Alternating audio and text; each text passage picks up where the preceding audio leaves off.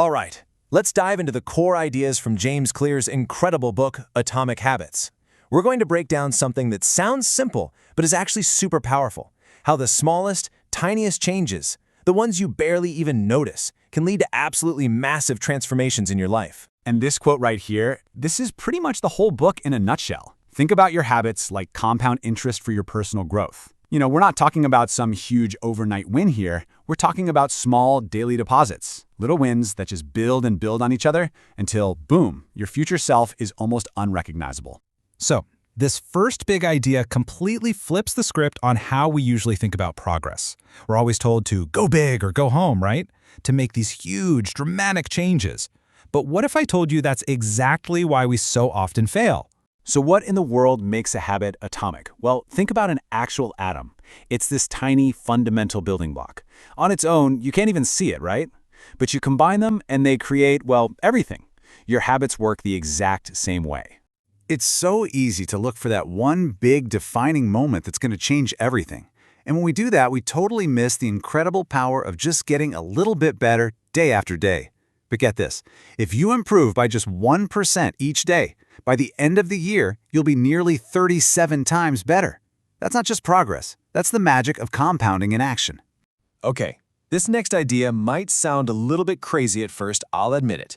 We're about to talk about why the one thing we're all taught to obsess over, our goals, might actually be what's holding us back. Look, goals are great for setting a direction. Let's say you want to run a marathon. Awesome, but it's your system, your daily training schedule, your diet, your sleep that actually gets you across the finish line. Here's the kicker. Winners and losers often have the exact same goals. The real difference? The winners have a better system. So yeah, that's the million-dollar question, isn't it? If we're supposed to focus on systems, how in the world do we build good ones? Well, thankfully, the book doesn't just leave us hanging with the theory. It gives us a really clear, scientific framework to follow. To build better systems, we first have to understand the mechanics of how any habit even works. And it turns out there's this simple 4-step loop that is constantly running in the background of our brains, whether we realize it or not. And I mean every single habit you have. The good ones, the bad ones, the ones you don't even think about, every single one follows this same 4-step neurological pattern. It's a feedback loop that pretty much governs everything you do automatically. Okay, so here's how it works. It starts with a cue, like your phone buzzing. That cue triggers a craving. You want to see that notification. The response, you pick up your phone.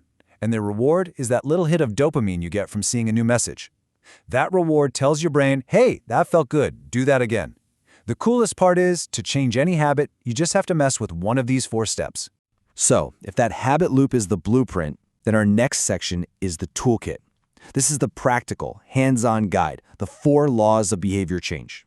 And there's one law for each step of that loop. What's so brilliant about this framework is its perfect symmetry. I mean, look at it. To build a good habit, you make the cue obvious, the craving attractive, the response easy, and the reward satisfying. And if you want to break a bad habit, you just flip it on its head. Make it invisible, unattractive, difficult, and unsatisfying.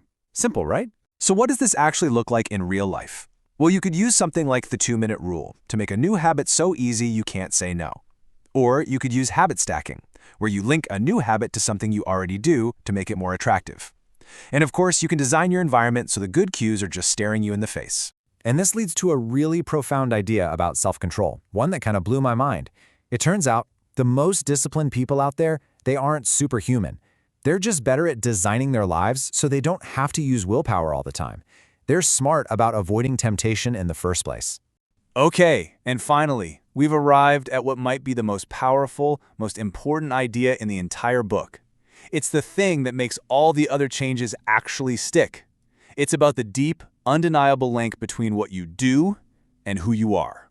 The most sustainable, long-term change doesn't come from focusing on an outcome like, I want to lose 20 pounds. No, it comes from changing your identity. Instead of focusing on what you want to achieve, you focus on who you want to become. The goal isn't just to read a book. The goal is to become a reader. See the difference? Think about it this way. Every single action you take is like casting a vote for the type of person you want to be. When you go to the gym, even when you don't feel like it, you're casting a vote for, I'm a healthy person. When you make your bed, you cast a vote for, I'm an organized person. These small wins are you, literally proving your new identity to yourself, one vote at a time. So, let's wrap this all up. What are the big takeaways from all this? Well, it really just boils down to these 4 key ideas. First, focus on those tiny 1% improvements. Second, build systems, don't just chase goals. Third, master those 4 laws to engineer your behavior.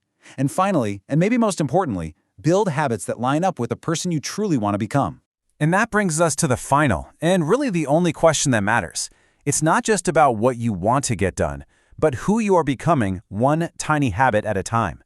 The smallest action you take today could be the start of a massive chain reaction. So, what will your vote be?